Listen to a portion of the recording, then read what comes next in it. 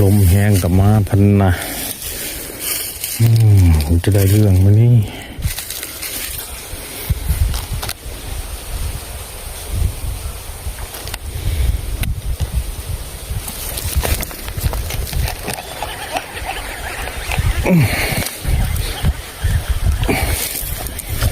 กัดอยู่โ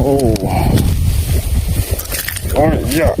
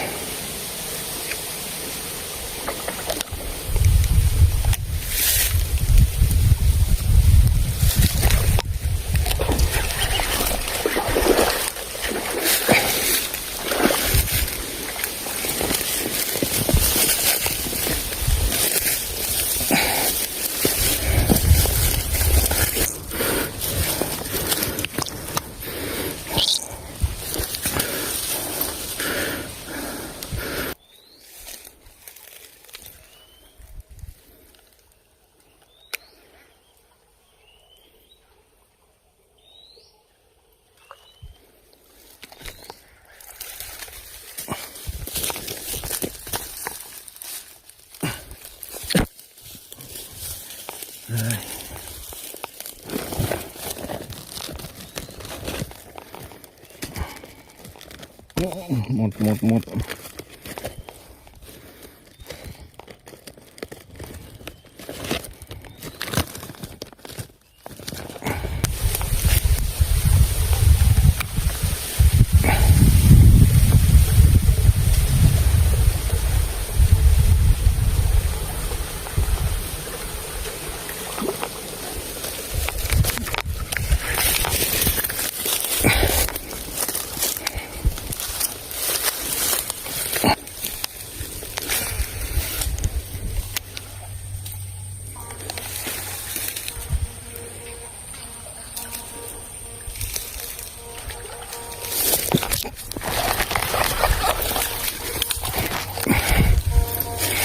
ลมพัดตึงกับไปพันนะ